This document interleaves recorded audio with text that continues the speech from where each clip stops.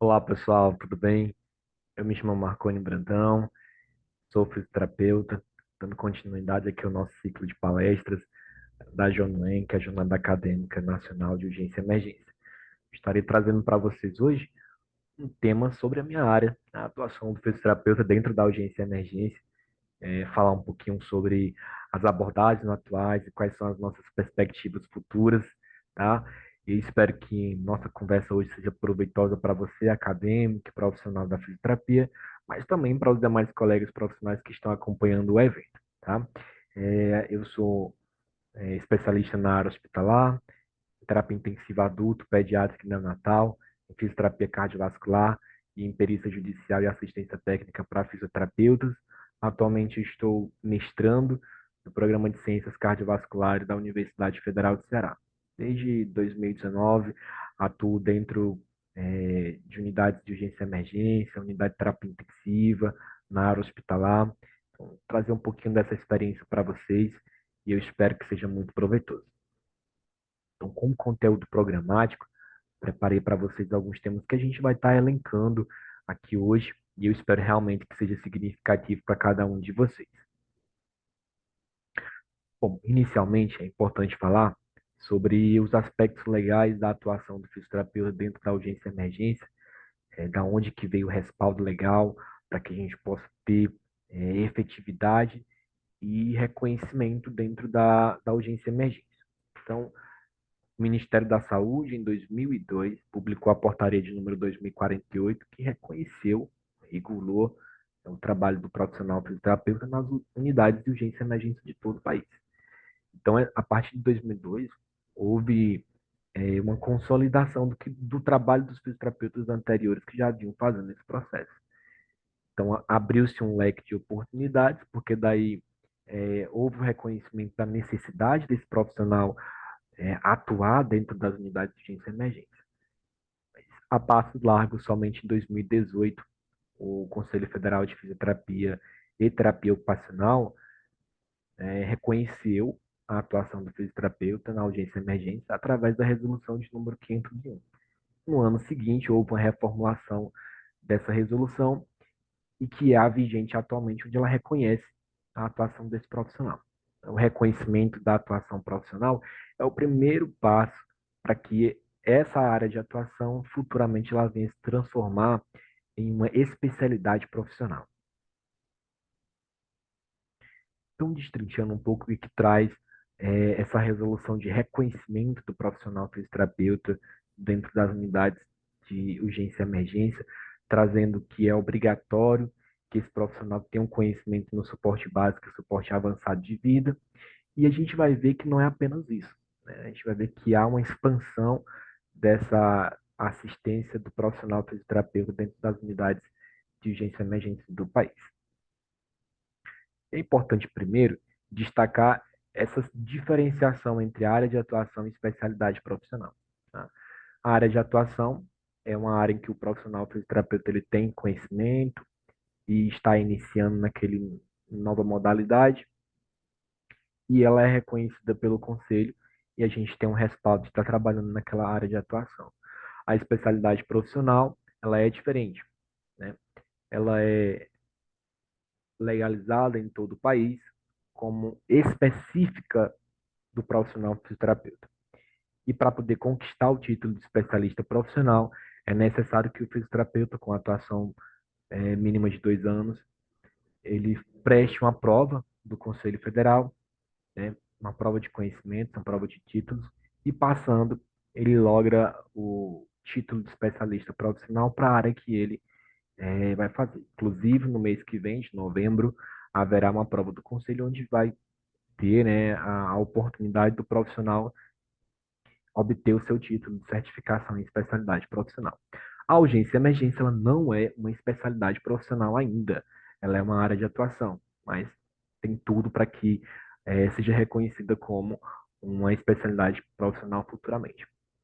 E por que que atualmente a urgência e emergência ela é uma área de atuação? É um momento em que há uma expansão dos conhecimentos, para que haja um reconhecimento profissional, e que os profissionais se mobilizem para estar consolidando de fato qual é a abordagem que é feita naquela determinada área. É o que está acontecendo dentro da urgência e emergência, que a gente está consolidando qual é o papel do fisioterapeuta, e a gente vai estar conversando hoje sobre isso.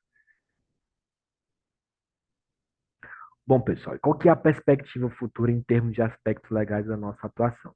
Em 2015, é, foi construído um projeto de lei federal de número 10.035, que dispõe sobre a criação de unidades de urgência e emergência em todo o país.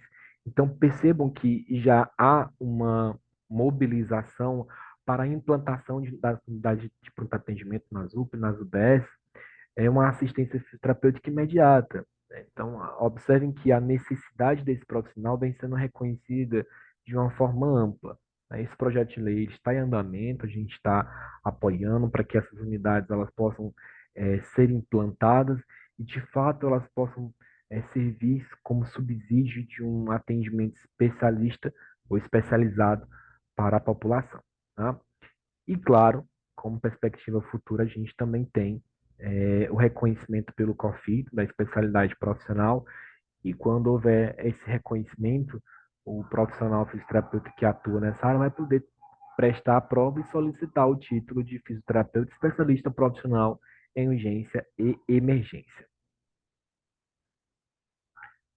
Bom, pessoal, e aí a atuação da gente, como que lá acontece?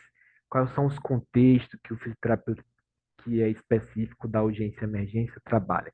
Então, atualmente, nós temos um contexto em que a gente aborda tanto o atendimento ao adulto, ao paciente pediátrico e neonatal. A gente tem essa atuação para esses três níveis de complexidade de atendimento, né?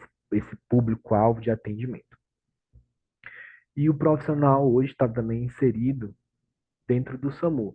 Hoje nós já temos algumas cidades do Brasil que já incorporam o profissional fisioterapeuta como um profissional socorrista do Serviço de Atendimento Móvel de Urgência SAMU. Nossa atuação também se estende para pronto-socorros, para as unidades de pronto atendimento em 24 horas, que são as UPAs, e também para unidades de semi-intensiva, pessoal. Então, a gente tem uma abordagem ampla voltada mais intra-hospitalar, mas também temos atividades que são consideradas extra-hospitalares, como o SAMU, como atendimento de atendimento móvel de urgência. Então, a gente tem todo esse contexto que a gente está inserido e está se consolidando. Né? O, a perspectiva que a gente tem futura é que a gente, enquanto profissional, agregue mais valor, agregue mais espaços, que de fato há uma necessidade, há uma urgência, uma certa urgência de que realmente haja profissional para suprir as necessidades que as equipes multiprofissional vêm enfrentando durante o longo dos anos. Então, observe que a gente tem amplos lugares para trabalhar dentro da atuação em urgência e emergência, né? Então, os principais vão ser um pronto-socorro, uma unidade de pronto atendimento, uma unidade semi-intensiva, de assistência de cuidados intermediários intensivos. Então, observe que a gente tem uma ampla atuação e a nossa abordagem ela é extremamente necessária dentro desses ambientes que nós temos reconhecidamente a atuação. Mas o que a literatura traz para a gente? Então, esse artigo trouxe para vocês um artigo que fala sobre a intervenção fisioterapêutica nas unidades de emergências cardiorrespiratórias. Então, os autores elencaram que, diante de tudo aquilo que foi visto, eles verificaram que o atendimento da fisioterapia, embora seja pequeno, mas é extremamente necessário. Então, observe que a atuação do fisioterapeuta já tem literatura que sustenta que seja um atendimento efetivo que é necessário nas unidades de urgência e emergência. Esse outro artigo, ele fez uma revisão sistemática da atuação do fisioterapeuta nas unidades de emergência e concluiu que a nossa abordagem dentro das unidades de urgência e emergência está associada com diminuição da necessidade de internação hospitalar, aumento da satisfação do paciente e diminuição de quadro álgico. Não apenas isso, né?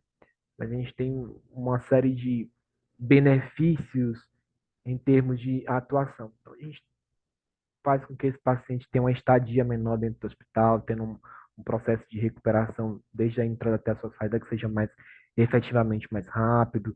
A gente consegue dar uma vazão maior para esses pacientes, promovendo funcionalidade principalmente e auxiliando as equipes no sentido de fazer uma abordagem que seja direcionada para cada quadro específico.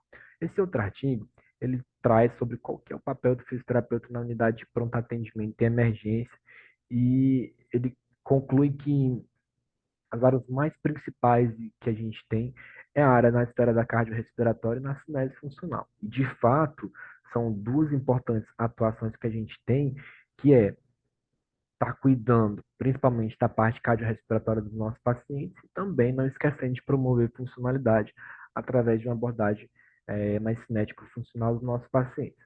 Mas não se limita só a isso, porque a nossa visão enquanto profissional de urgência e emergência tem que ser uma visão holística. A gente precisa ver o nosso paciente como um todo, a gente precisa entender que o nosso paciente ele não é apenas um complexo de um sistema, mas um complexo de multisistemas e que a gente precisa saber é, intervir nas disfunções que esse paciente apresenta naquele momento. Esse outro artigo, ele traz qual que é o perfil clínico e a atuação fisioterapêutica em pacientes que foram atendidos em termo pediátrico no Hospital Público lá do estado de Goiás.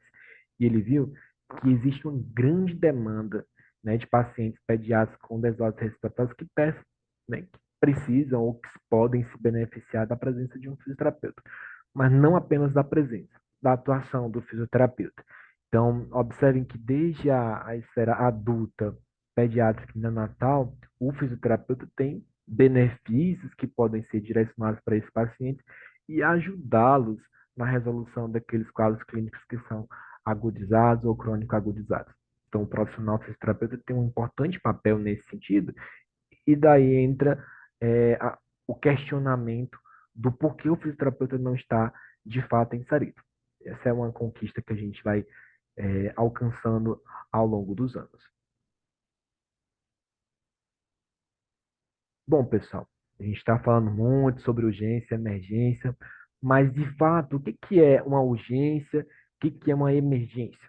Então, a gente precisa saber diferenciar, principalmente para quem vai trabalhar dentro dessas unidades especializadas. Então, a emergência é toda aquela situação em que envolve risco imediato de morte. Então, a emergência é uma situação que ela não pode ser esperada.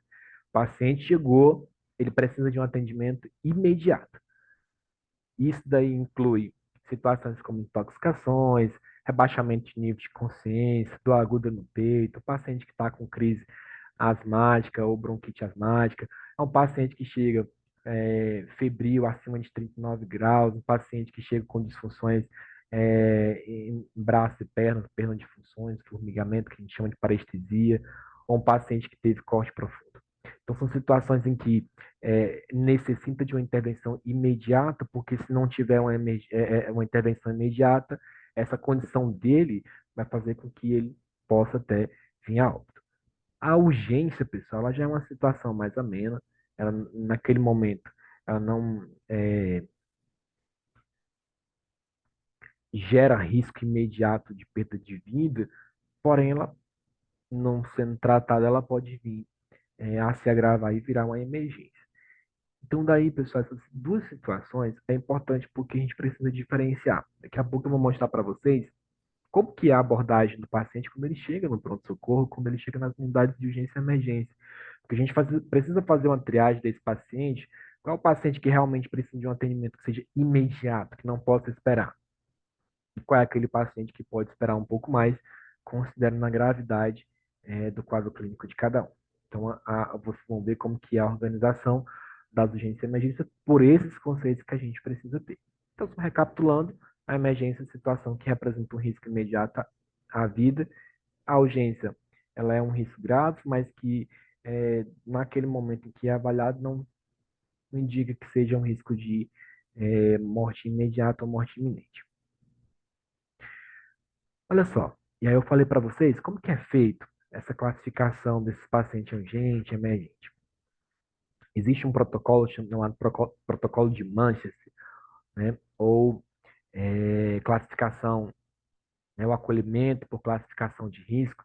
Esse acolhimento, pessoal, é extremamente importante porque o momento que ele é triado, o paciente, quando ele chega na urgência e emergência, e a gente vai ver qual que é a condição daquele paciente. Se ele pode esperar um pouco mais, e aí constantemente, quando o paciente ele não tem um conhecimento sobre esse protocolo que é feito no hospital, acaba reclamando da demora do atendimento, mas é porque a demanda que aquele paciente chegou não é uma demanda que seja emergente. Então, se vocês observar, tem cores que são extremamente utilizadas para quem for trabalhar na urgência e emergência, vai ter que aprender esse protocolo de cor, que é dado uma fitinha colocada no pulso do paciente para que ele possa ter o atendimento necessário padronizado. Então, o paciente que chega, que necessita de atendimento imediato, que está num risco iminente de vida na emergência, ele recebe fita vermelha e vai segmentando por cores. O laranja é muito urgente, pode esperar até 10 minutos, o amarelo até 50. Os poucos e não urgentes, que é verde e azul, pode esperar de 120 a 240 minutos. Então, é necessário esse protocolo ser aplicado desde o momento que o paciente dá entrada para que a gente possa otimizar o atendimento e atender os pacientes de emergência até os menos urgentes. Perfeito? Bom, pessoal, então, quando a gente fala sobre a emergência em si, antes não tinha a questão do protocolo de Manses, então era uma coisa muito complexa o atendimento nas emergências.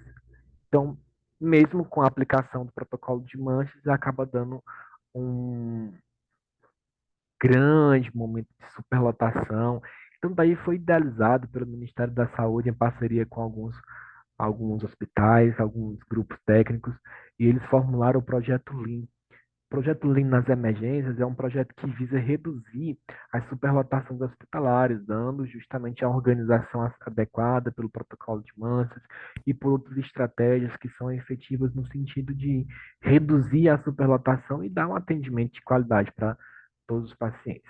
Então, esse projeto, para quem for trabalhar na urgência e emergência, para conhecer, alguns hospitais fazem parceria com o Ministério da Saúde para que sejam implantados, tá bom?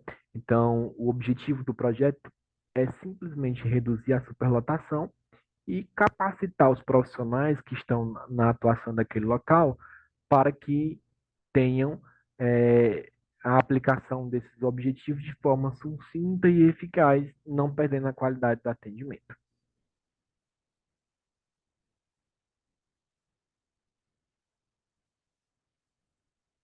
Então, pessoal, é o profissional fisioterapeuta que trabalha dentro da unidade de urgência e emergência, ele precisa ter uma série de conhecimentos. Quais são esses conhecimentos? Eu elenquei alguns aqui, que são os principais, mas tem outros. Então, o profissional pretende trabalhar, o que trabalha na unidade de urgência e emergência, ele tem que ter conhecimento sobre terapia intensiva, né? Precisa ter conhecimento sobre a área respiratória, cardiovascular, neurológica, principalmente cinesioterapia para promoção de funcionalidade. Precisa saber manejar a ventilação mecânica invasiva e a não invasiva. Precisa ter o conhecimento das rotinas que tem dentro da unidade hospitalar e das unidades de terapia intensiva. Precisa saber interpretar exames laboratoriais e de imagem. E, claro, saber quais são as abordagens fisioterapêuticas que você vai estar executando para aquele paciente que chegou necessitando de um atendimento de emergência ou de urgência. Bom, pessoal, e aí vem a parte importante, porque, bom, o paciente chegou na unidade de urgência e emergência, mas como que eu faço o reconhecimento desse paciente? O reconhecimento não é simplesmente saber os dados pessoais do paciente, você precisa saber qual que é o quadro clínico daquele paciente. Se o paciente ele é grave, ele pode esperar um atendimento, ou ele precisa de um atendimento que seja imediato. Então, paciente, como que eu vou reconhecer meu paciente grave? O que eu classifico como um paciente grave? Todo aquele paciente que tiver com instabilidade, qualquer um dos órgãos ou dos sistemas orgânicos, por uma alteração aguda, agudizada ou traumática, ele é considerado um paciente grave. Como que a gente faz essa identificação? Através de monitorização e a gente vai verificar esse paciente. Eu digo que esse paciente é grave, é um potencialmente crítico ou crítico quando o quadro clínico dele exigir atenção imediata ou uma atenção que possa esperar, né? Então, tem toda uma subdivisão em relação a isso. O fisioterapeuta tem as principais abordagens que são nas emergências respiratórias, cardiovasculares e neurológicas. São as que mais dão a entrada nos pronto-socorros, nas unidades de pronto atendimento em que a gente tem atuação. Então, eu vou mostrar para vocês um pouquinho do que seria essas principais abordagens de como identificar um paciente grave. Lembro a vocês que a identificação do paciente grave ela não diz respeito apenas ao colega profissional médico. Ele é uma responsabilidade de todos os profissionais que atuam na atenção daquele paciente. Que muitas vezes, devido à grande magnitude dos atendimentos que são realizados, a gente precisa saber interpretar os sinais que a gente coleta e conversar com a equipe, ter uma comunicação inter-equipe ou interpessoal com a sua equipe, de forma que você possa dar uma resolução ao quadro clínico dos seus pacientes. Bom, o reconhecimento do paciente grave. Primeiro ponto que você precisa entender são as alterações que você vai ver. Verifique os sinais vitais, quais são os parâmetros de avaliação. Se o teu paciente chegou com a frequência cardíaca abaixo de 40, bradicárdico, ou acima de 120, então é um paciente que está fora dos parâmetros normais. Frequência respiratória menor que 8, maior que 20, se ele está com a pressão arterial média menor que 60 ou maior que 100, se o tempo de enchimento capilar dos tecidos está acima de 3 segundos, se ele está com a temperatura normal ou elevada ou muito baixa, se ele tem alterações na pupila, principalmente isso dá muito entendimento para a gente, se ele tem alterações de glicemia. Então, são alguns parâmetros que inicialmente a gente consegue rapidamente ali fazer uma avaliação e ver e triar o nosso paciente, se ele é um paciente grave, crítico e que precisa de atendimento imediato. Então, esse paciente grave, crítico, que a gente tem que fazer esse reconhecimento, essa triagem, tem alguns achados que a gente diz que são achados emergenciais, ou seja, são achados que necessitam de atendimento imediato, como o paciente chegou com pré-cardialgia ou dor torácica, esse paciente com certeza pode estar tendo um infarto, um bloqueio, precisa de um atendimento imediato. O paciente chegou com febre e alterações de exames, a febre já é um indicativo de que há alguma coisa errada no corpo, então daí a necessidade de ser investigado o que está acontecendo com esse paciente. O paciente chega com obstrução ou suspeita de obstrução das vias aéreas, com alterações neurológicas. Esse paciente, consequentemente, sofreu um evento cardiovascular e necessita de um atendimento mais imediato. Ou o paciente teve uma intoxicação exógena ou endógena, tomou medicamento demais, ou inalou fumaça, então, ou tomou veneno. São situações rotineiras que acontecem, mas que necessitam de um atendimento imediato. O paciente chegou com hematemas, hemorragia, hemoptise, dor intensa. Esses sinais, pessoal, são achados clínicos que a gente já suspeita que aquele paciente precisa de um atendimento imediato. Ou seja, é uma situação de emergência que demanda extremamente atenção e resolução imediata, não podendo esperar porque a vida do teu paciente corre risco. Dentro da unidade, chama atenção para vocês. Dentro das unidades de urgência e emergência, a gente trabalha sob risco. Risco de quê?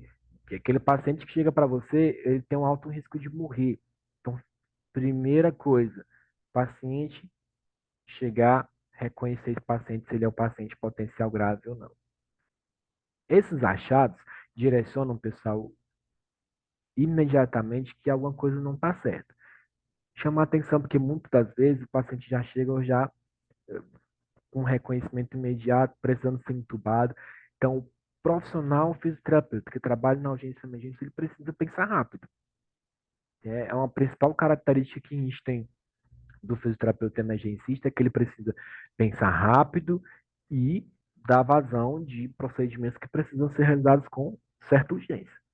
Então, tem que ser proativo, principalmente, saber trabalhar sob pressão, porque você vai estar lidando com vidas e que aquela vida está sob risco de morrer, então a responsabilidade é grande. Se você fizer uma conduta inadequada, você pode prejudicar o teu paciente, e se deixar de fazer uma conduta adequada, pode prejudicar ainda mais. Então, são contextos que a gente elenca para vocês de forma que há uma necessidade de você saber triar aquilo que você vai fazer. Bom, e aí vem algo importante. Você precisa saber o nível de consciência do teu paciente. Então, chegando no nível mais formal, para assim dizer, a escala de coma de Glasgow, pessoal, ela passou por uma atualização que ela avalia agora a pupila também, a resposta pupilar. Então, antes ela tinha apenas a abertura ocular, resposta verbal e resposta motora. Depois foi incrementada com a resposta de avaliação pupilar, por ser algo tão importante. Então, acaba sendo é, uma atualização extremamente necessária que traz um subsídio e interpretações muito boas para a gente. Tá? Lembrando que a escala de coma de Glasgow ela é para aquele paciente que não está sob sedoanalgesia. Se esse paciente tiver sedado, a escala de coma de Glasgow ela não é adequada para esse tipo de paciente. Ela é adequada para aquele paciente que não está sob efeito de anestesias e que a gente consiga ter uma resposta do mesmo, tá bom? Essa atualização, pessoal, fez com que a escala de coma de Glasgow agora tenha a pontuação mínima de 1, tá? Então, daí, a avaliação pupilar, ela é feita dependendo do que a gente tem de resposta e é subtraído o valor que é pontuado pela escala, perfeito? E aí vem a parte de avaliação pupilar. Extremamente importante você avaliar a pupila do teu paciente, porque é dali, se o paciente chegou rebaixado, quando eu falo paciente rebaixado por nível de consciência, que aquele paciente ele está não responsivo ou a responsividade dele esteja muito baixa. Então, você precisa entender como que é esse processo e fazer a avaliação, porque se ele não puder te falar abertamente, ter a fala abertamente, você precisa observar o conjunto de sinais que vão te direcionar para um diagnóstico. E lembrando, aqui não cabe apenas o diagnóstico do médico. Lembra que o colega médico ele dá o diagnóstico nosológico, mas o fisioterapeuta tem um diagnóstico próprio, que é o diagnóstico cinesiológico funcional. A gente quer saber as disfunções do meu paciente e promover um objetivo para poder recuperar ou amenizar os aspectos negativos dessas disfunções. Então, daí, se as pupilas dos pacientes que tiver isocórica, normais, elas são simétricas, reagem à luz, normal. Então, sem indicativo de alguma lesão grave. Agora, se o teu paciente está com miose, ou pupila miótica, e sem reação à luz, possivelmente esse paciente ou ele fez uso abusivo de drogas, ou é um paciente que está sob analgesia já há bastante tempo, ou pode ser sugestivo de lesão grave no sistema nervoso central. Se tiver a anisocórica dizem que as pupilas elas estão assimétricas, uma está maior em relação à outra quando comparadas. Isso pode ser traduzido como um traumatismo crânioencefálico, o paciente sofreu um acidente vascular encefálico, então isso já me direciona, pessoal, a avaliação pupilar já me direciona um diagnóstico e, consequentemente, eu tendo já um direcionamento diagnóstico, a gente consegue dar ou projetar um atendimento mais minucioso para esse paciente.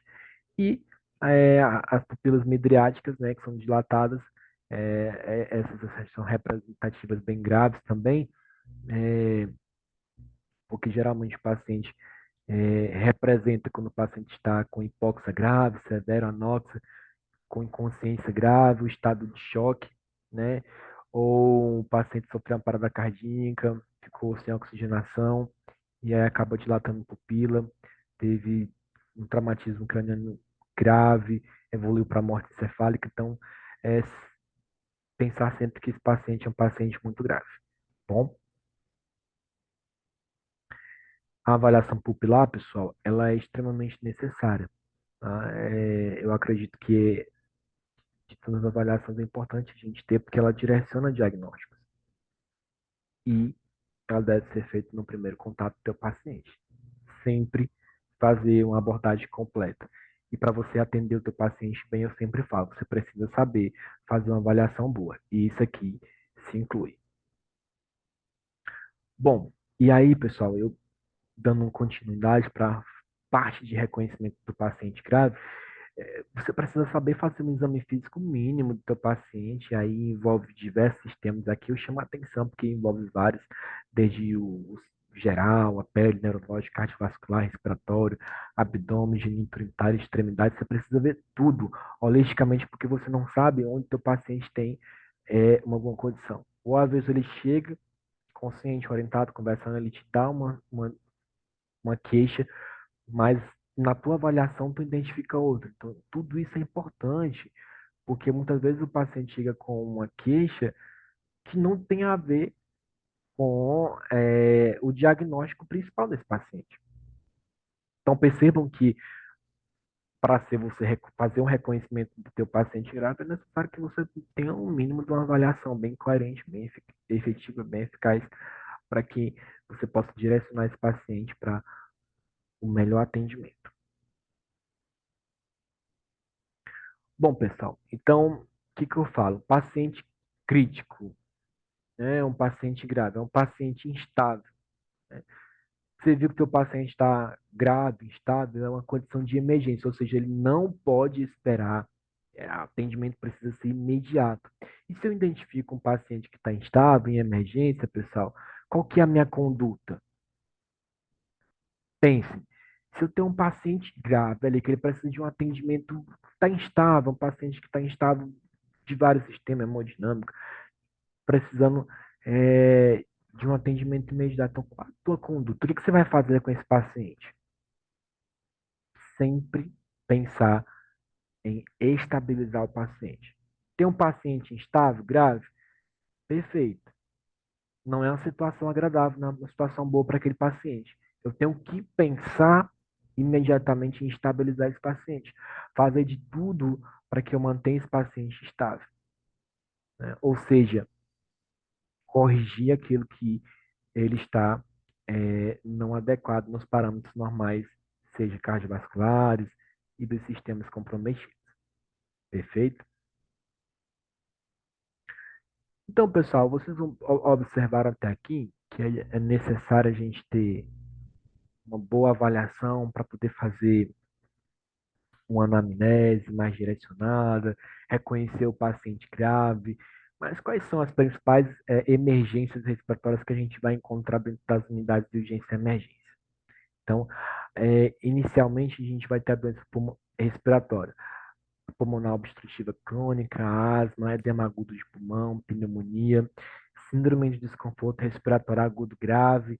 Então, essas condições respiratórias são as mais comuns, são as principais que a gente chama que você vai encontrar com mais facilidade ou com mais usabilidade no dia a dia é, do teu atendimento. E aí, o atendimento a cada uma delas depende da gravidade que esse paciente chegou. Tá? As cardiovasculares, geralmente você vai ter paciente com um infarto, ele chega com eletrocardiograma com ou sem supra de ST, né? Ou o paciente que está com insuficiência cardíaca e descompensou, chega com edema agudo cardiogênico, com arritmia, e em caso mais grave ele já chega com parado. O paciente que já chegou parado precisando de uma reanimação cardiopulmonar. Então, são as principais emergências que você vai encontrar dentro das unidades de urgência e emergência. E as neurológicas, né? Você vai encontrar muita paciente com meningoencefalite, o AVE, o acidente vascular encefálico, embora ele seja originário de um evento cardiovascular, mas a repercussão neurológica dele, né, classifica ele como uma principal emergência neurológica. Crise convulsiva, o traumatismo crânioencefálico também se aplica ao mesmo caso do AVE. O traumatismo ele é um causado por trauma, mas a repercussão neurológica dele se enquadra como uma emergência neurológica. E hipertensão intracraniana. Pessoal, então percebam que existe uma série de patologias, uma série de condições que são principais. Professor, existem só essas? Só são essas que vão chegar lá para a gente? E eu falo para vocês, não, estejam preparados porque vocês vão pegar diversas situações. Tá? Então, você vai estar à frente de uma agência emergência e você precisa saber dar um atendimento que eu posso falar assim para você seja eficaz quando o paciente está é, em uma emergência. Tá? Então a gente vai ver quais são as principais abordagens que o fisioterapeuta tem nesses contextos, tá bom? Então, e aí, eu elenquei para vocês as principais emergências, mas o que o fisioterapeuta faz? Qual é a atuação? O que nós fazemos hoje? O que ajuda a equipe a solucionar os problemas do paciente? Então, na abordagem de fisioterapeuta, a primeira coisa que a gente faz enquanto profissional fisioterapeuta é fazer a avaliação. Eu tenho que reconhecer se meu paciente é um paciente grave ou não, e essa minha avaliação vai me definir qual vai ser a minha tomada de decisão, qual vai ser o elencar dos meus objetivos para aquele determinado paciente, se eu posso atender o mais grave agora e deixar aquele menos grave para depois, isso é primordial, porque você está fazendo a triagem de acordo com a classificação, o acolhimento de classificação de risco, protocolo de manchas. Então, tudo isso exige do profissional fisioterapeuta, dentro da sua abordagem, uma avaliação. E eu chamo a atenção, mais uma vez, a avaliação ela precisa ser completa para que você consiga dar vazão de uma tomada de decisão que não seja incorreta. E que, lembrando, você vai estar lidando com vidas com alto risco de vir a óbito, e por isso é importante que a sua tomada de decisão se baseie em uma avaliação crítica, bem criteriosa e extremamente efetiva. Bom, posteriormente a isso, depois de você fazer a tua avaliação, você vai dar o teu diagnóstico cinesiológico funcional e projetar o teu prognóstico fisioterapeuta. Hoje, nós temos a classificação brasileira de diagnóstico fisioterapêutico. Para quem não conhece, pesquisa é extremamente importante, que você já esteja se adequando. Ela não está totalmente completa, né? Mas a gente precisa se habituar ao uso dela, porque ela vai ficar sendo aliada à CIF, a Classificação Internacional de Funcionalidade, um padrão para que a gente possa estar normatizando os nossos diagnósticos cinéticos funcionais ou cinesiológicos funcionais. Isso é extremamente importante porque faz com que a gente tenha um reconhecimento em qualquer lugar do país das condições que a gente atende. Então, a gente vai estar falando a mesma língua, padronizada, e isso traz um reconhecimento profissional extremamente grandioso. E não só isso. O estabelecimento correto, o diagnóstico cinesiológico funcional, faz com que você tome uma decisão, tenha um objetivo mais assertivo para o seu paciente. Bom, e daí vem a prescrição e execução. Lembrando que você, profissional fisioterapeuta, independe, não depende de prescrição de qualquer outro profissional para você atender o seu paciente. Você tem autonomia para poder atender teu paciente, e isso aí é extremamente importante. Nenhum outro profissional pode invalidar ou tirar a sua autonomia em relação ao paciente, desde que, evidentemente, o teu atendimento não vai interferir ou vai prejudicar o quadro clínico do teu paciente. Você tem por obrigação de prescrever e executar o teu atendimento de forma efetiva e independente dos outros. Dentro da unidade de gerenciamento, você precisa conhecer todo o contexto do teu paciente, estar conversando com as equipes multiprofissionais para que você possa dar o teu atendimento de forma efetiva e que não venha a ocasionar problemas em relação ao contexto de diagnóstico e prognóstico do mesmo. E aí, pessoal, você tem na tua abordagem como determinar a alta depois que você vê que teu paciente teve o quadro clínico estabilizado e foi resolvido a agudização que ele estava sentindo naquele momento. Fazer todos os registros em prontuário é extremamente importante, de tudo que você fez, de tudo que você projetou, porque isso vai te respaldar e você é o profissional que dá a alta fisioterapêutica. A alta fisioterapêutica é indiferente da alta médica. Você chega para o teu paciente a partir de hoje, você está de alta da atenção fisioterapêutica, você pode indicar se o paciente precisar de um atendimento posterior de fisioterapia externa, é esse momento que você vai estar atuando, tá bom? Mas para você fazer toda a tua abordagem, antes de você fazer qualquer técnica, você precisa avaliar, dar o teu diagnóstico, prescrever isso conforme a tua avaliação e executá-la. Perfeito, pessoal? Bom, e aí, gente, quais são os principais recursos que a gente vai estar utilizando? E eu acho que, assim, o fisioterapeuta que atende na urgência e emergência, ele está preparado para atuar dentro da unidade de terapia intensiva, porque os conhecimentos eles são os mesmos. O intensivista ele tem uma visão bem mais profunda, mas o profissional fisioterapeuta, urgencista e emergencista, ele precisa também ter. Então, há estudos hoje que falam que a abordagem inicial do paciente é extremamente importante no contexto da alta, porque se o paciente for abordado corretamente, inicialmente, com condutas eficazes e corretas, ele tem uma grande chance de sair precocemente daquele quadro clínico, comparando com outros que tiveram uma abordagem que não foi tão efetiva, não foi tão eficaz. Aí você percebe que realmente esses pacientes precisariam de um contexto diferente, inclusive no desfecho de mortalidade. Tá? Em termos de abordagem, pessoal, o profissional fisioterapeuta dispõe da VNI, que é a ventilação não invasiva, podendo aplicar em CPAP, que é a pressão contínua nas vias aéreas, ou em bilívio, são dois níveis de pressão. E a gente avalia essa intervenção, pessoal, com o ACO.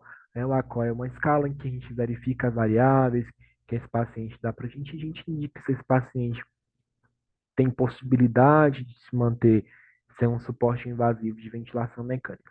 Então, tem muitos pacientes, principalmente pacientes que são DPOC, a gente tem uma taxa bem importante de paciente quando chega em exacerbação, e a VNI consegue resolver o quadro clínico desses pacientes, e evitando desse paciente ser entubado e para ventilação mecânica invasiva, passar dias entubados, e o profissional fisioterapeuta atuando nesse sentido consegue reverter é, esse tipo de situação. Então, uma das abordagens que a gente tem é essa. Claro que para você indicar uma VNI para o teu paciente, você precisa de uma boa avaliação.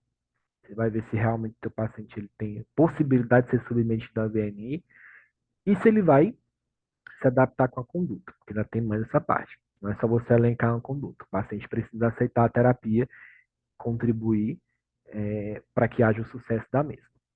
Em outro contexto, a gente também tem o CENAF, né, que é a cânula nasal de alto fluxo, e a gente aliado a isso tem o índice ROX, que avalia se, que nem uma COS, se aquela terapia implantada está sendo efetiva ou não, e com o índice ROX a gente consegue predizer se o meu paciente ele vai ter uma falha ou não daquela terapia não invasiva abordada.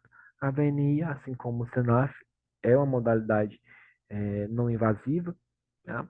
E que muitas vezes reverte quadro clínico de paciente agudizado, evitando que esses pacientes possam vir a ser é, submetidos a uma estratégia invasiva.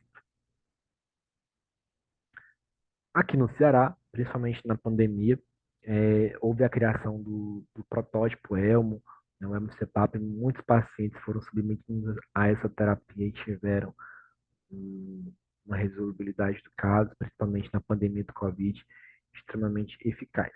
A Escola de Saúde Pública do Ceará, ela deu subsídio para os profissionais, está construindo esse protótipo e pioneiro para todo o Brasil. Então, é um protótipo que salvou vidas, inclusive sendo premiado aí por diversas instituições como um protótipo que foi extremamente efetivo no combate ao coronavírus e a Covid-19, né? Então, é uma terapia também não invasiva, pessoal, que a gente também tem como utilizar dentro da unidade de urgência e emergência. Então, muitos dos pacientes que estavam submetidos ao ELMO-CPAP eram dentro de unidades de pronto-socorro, de unidades de pronto-atendimento, semi-intensiva, que é onde justamente o fisioterapeuta urgencista e emergencista estará atuando. Saber manejar, isso é extremamente importante, há todo um contexto para a gente poder implementar e indicar essas terapias, constituindo também uma terapia não invasiva com grande efetividade em termos de taxa de sucesso. Para o paciente pediátrico, né, a gente também tem o CPAP nasal, o Bubble CPAP, que a gente é uma terapia também não invasiva, que a gente pode estar utilizando para evitar que esse bebê seja submetido a um procedimento invasivo. Tá? Então, observe que esse aqui é todo o aparato que é feito do Bubble CPAP, que é todo montado para a implementação no bebê. indicado em situações de insuficiência respiratória, que a gente vê que, que aquele bebezinho tem viabilidade de não ser entubado. Claro que a indicação, como eu falei para você, vai depender da avaliação que você fizer. Bom, aí no trauma, pessoal, mudando agora, como que a gente avalia um paciente que está ou que sofreu um trauma, né?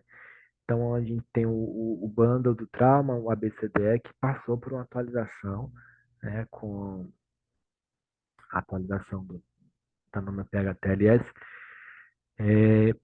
passou de ABCDE para XABCDE. Então, daí você avalia se o paciente tem hemorragia, como é que está a questão das vias aéreas, estabilização de coluna cervical, como que é a ventilação desse paciente, né?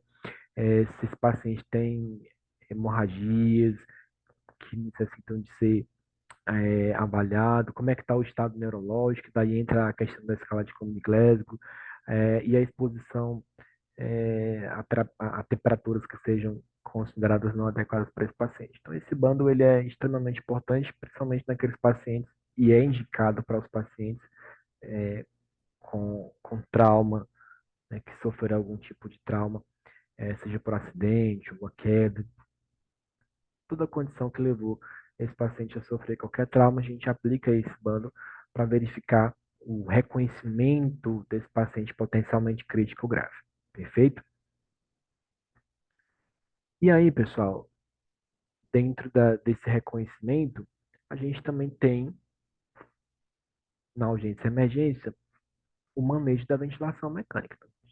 Importante demais que o fisioterapeuta que trabalha na urgência e emergência ele precisa conhecer e precisa saber manejar a ventilação mecânica. É inadmissível que a gente tenha profissional que não consiga. Tem muito profissional, às vezes, fala assim, vou deixar para o físico dar o UTI porque o paciente vai para lá e para ele corrigir os parâmetros. Não façam isso. Você, inicialmente, atender o teu paciente, ele precisa ser atendido de forma adequada desde o primeiro momento, principalmente da ventilação mecânica, que pode potencialmente lesar o pulmão do teu paciente.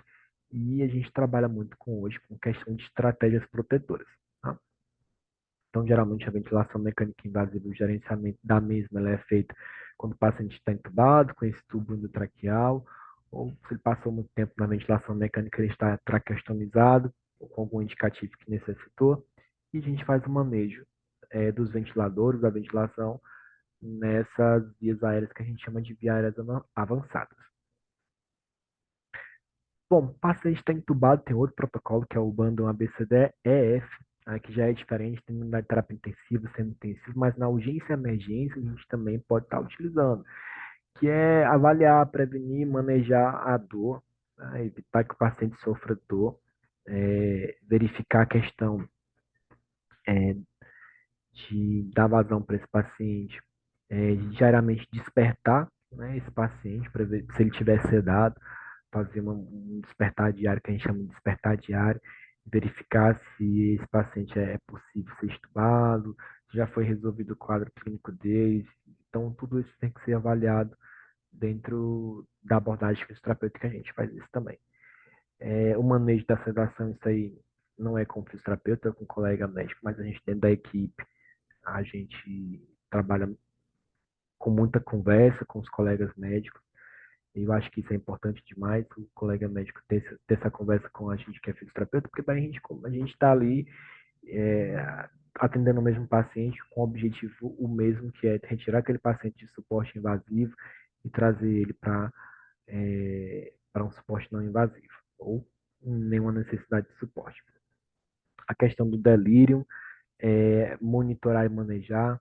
Então, o paciente que está internado na unidade de emergência e urgência, ou é um paciente que está na unidade de terapia intensiva, pessoal, é importante demais a gente saber que esse paciente, ele muitas vezes, ele sofre episódios de delírio porque ele está internado, ele não está vendo o que está acontecendo lá fora, tá? Muitas vezes ele não sabe, não tem noção de horários. Então é muito importante que a gente, ao atender esse paciente, a gente sempre converse, explica, seu fulano, vou fazer tal procedimento, bom dia, boa tarde. É importante demais você dar bom dia, dizer para o teu paciente qual é o horário, né? Porque muitas vezes a não noção do horário lá fora faz com que esse paciente entre em delírio. Então a gente precisa estar sempre projetando ações para poder evitar isso. A parte que o fisioterapeuta entra muito, que é mobilização precoce e exercícios efetivos, isso aí é importante demais que a gente possa estar projetando para ele. O engajamento da família é importante demais, que isso ajuda muito na questão de orientação, o apoio da família, inclusive para a família. Então a equipe se envolve muito nesse sentido. E a gente traz mais essa agregação da família para as unidades de terapia intensiva e para a urgência e emergência, porque isso ajuda muito o paciente a ter melhoras significativas, a se sentir acolhido naquele momento em que ele está sob atendimento de suportes avançados e intensivos. Bom, é importante que o profissional fisioterapeuta ele tenha um conhecimento do suporte básico e avançado de vida, com atendimento intra-hospitalar e extra-hospitalar, então ele saber quando fazer uma RCP, tá? E fazer uma RCP, né, que é a reanimação cardiopulmonar de alta qualidade. Então, isso é muito importante que a gente saiba quando fazer e quando indicar.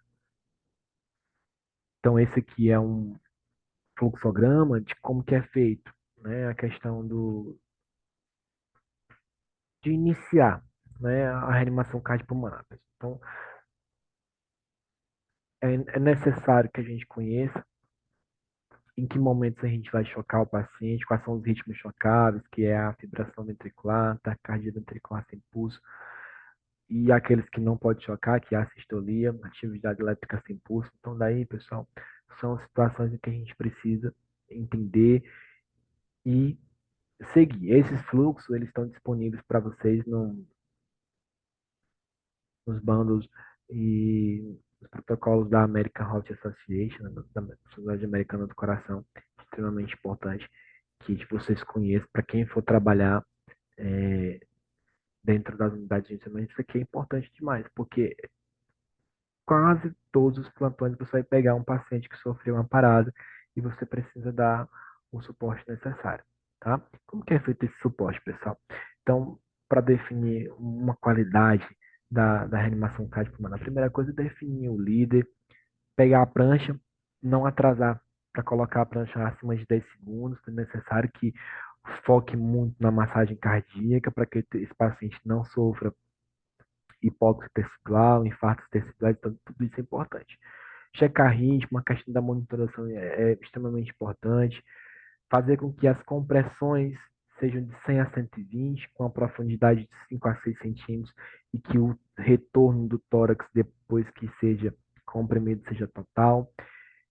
Sempre projetar e evitar excesso de ventilação. Se o seu paciente ele não está entubado, sempre fazer 15 para 2, 30 para 2, 30 compressões e duas ventilações.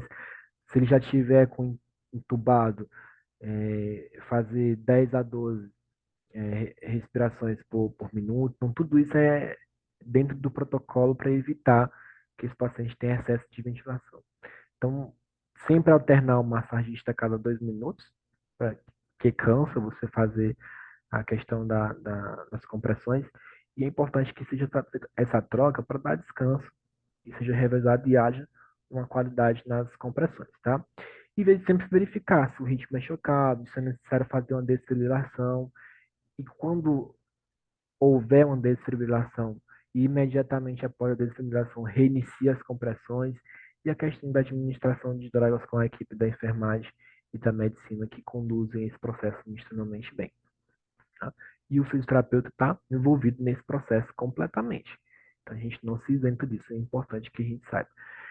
Hoje, eu particularmente, a gente, sempre que o paciente estava entubado, a gente tirava, desconectava o ventilador do paciente e, e daí colocava na bolsa a válvula máxima, né, que é uma AMBU.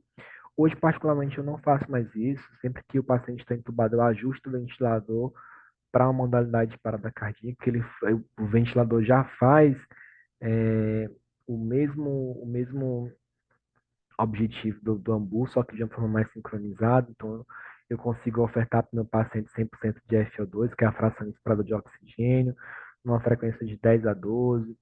regulando inclusive a PIP, que a gente pode zerar ou deixar ela mínima assim, com a sensibilidade do ventilador, que isso aqui é o fisioterapeuta que ajusta.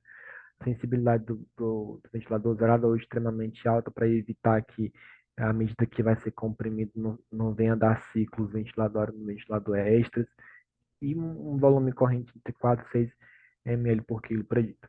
Então, esses ajustes são extremamente importantes. Hoje a gente não desconecta mais o paciente para poder fazer uma reanimação cardiopulmonar. Pode ser feito? Desconectar o paciente? Pode.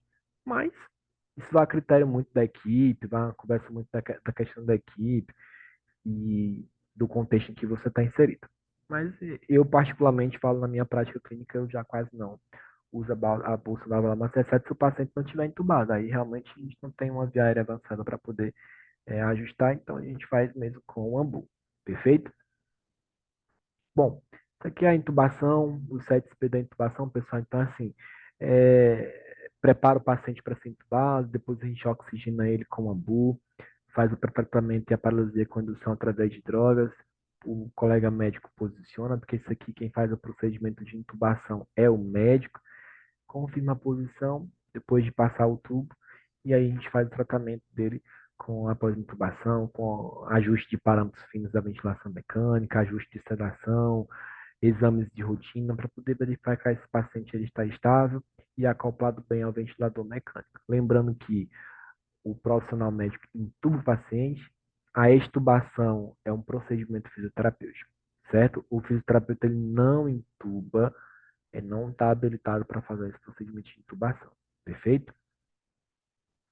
Bom, lembram que eu falei para vocês que a escala de Command Glasgow é usada para pacientes que não estão entubados, que não estão sob pseudoanalgesia, perfeito?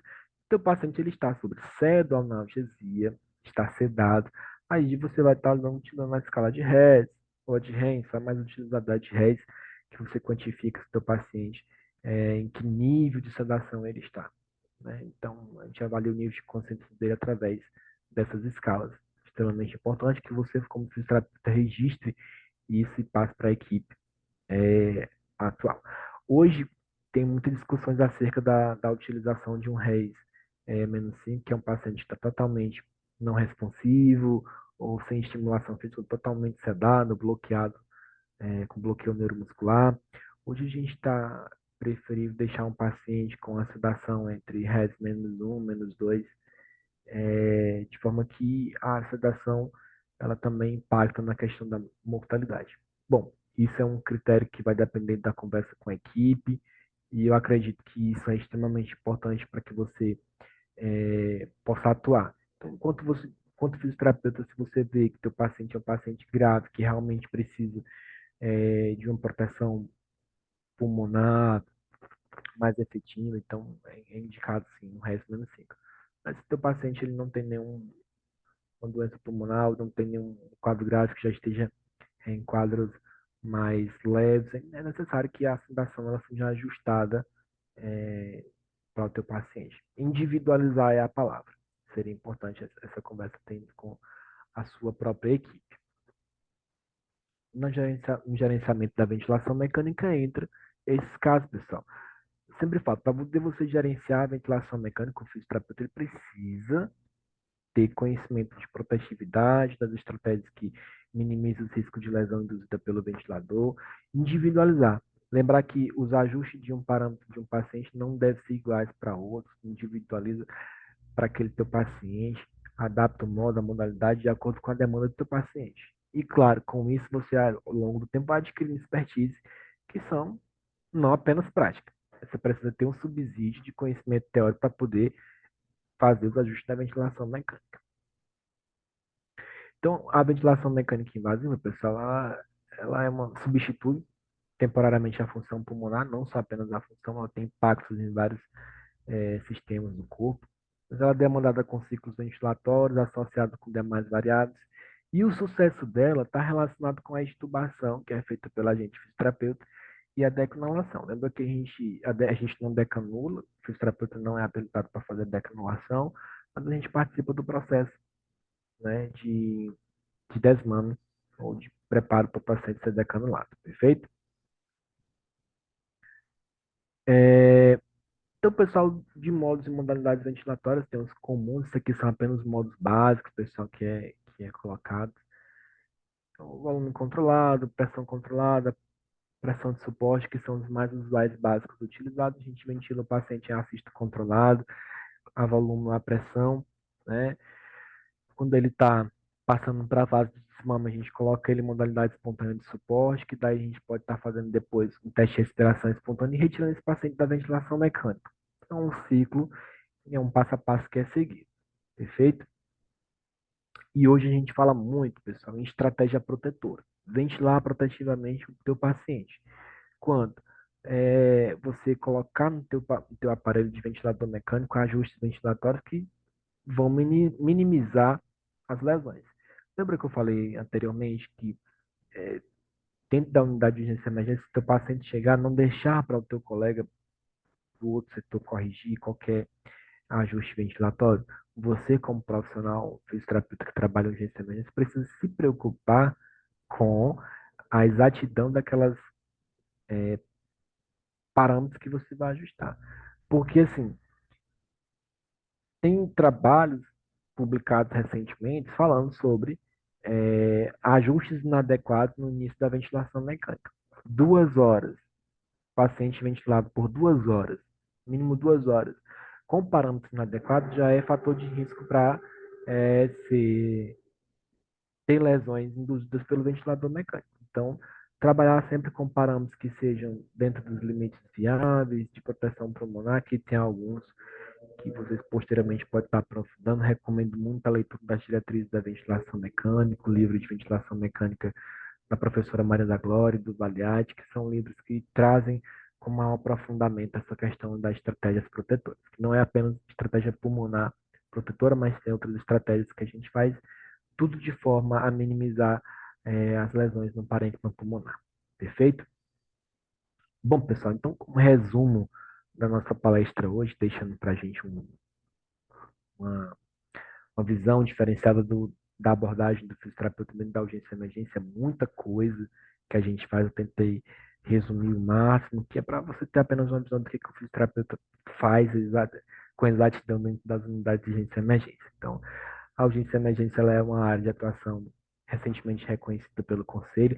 A gente espera que seja, com o tempo, elencado uma especialidade profissional. Isso vai dar muita visão para o fisioterapeuta, mais do que já temos.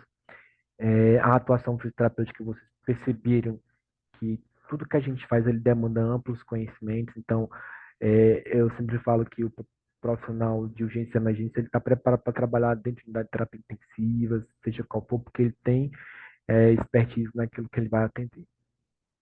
E percebam que o gerenciamento e manejo correto das emergências é primordiais. Então, para cada paciente que chega com uma emergência diferente, é uma abordagem diferente, que tudo vai depender da avaliação que você faz, certo? Então, daí é importante que você tenha em mente que a tua avaliação ela é primordial para que você elenque um objetivo de uma intervenção e que ela seja realmente efetiva para aquele paciente. Individualiza o atendimento e você consegue fazer um manejo adequado. E eu chamo a atenção para esse último ponto, que é o conhecimento adquirido, ele deve ser aprimorado e constantemente atualizado. Pessoal, quem trabalha com a saúde precisa estar em constante atualização, porque sempre vai mudando, né? Um protocolo muda, outro protocolo muda, ou incrementa, ou algo que é extremamente utilizado hoje deixa de ser usual, então tudo isso a gente precisa estar se atualizando. E o fisioterapeuta que trabalha na urgência e emergência é primordial saber disso, perfeito? Então, pessoal, seria isso hoje nossa conversa. Espero que as referências eu vou deixar para vocês, espero que tenha sido proveitoso, espero que vocês possam ter adquirido algum conhecimento. E você que é acadêmico, profissional, fisioterapeuta, deseja trabalhar nessa área, foca bem, porque é uma área que vai se expandir bastante, principalmente após é, a, as aprovações do PL e também do Conselho. Então, tudo dessa área vai crescer, mais do que já vem crescendo ao longo dos anos.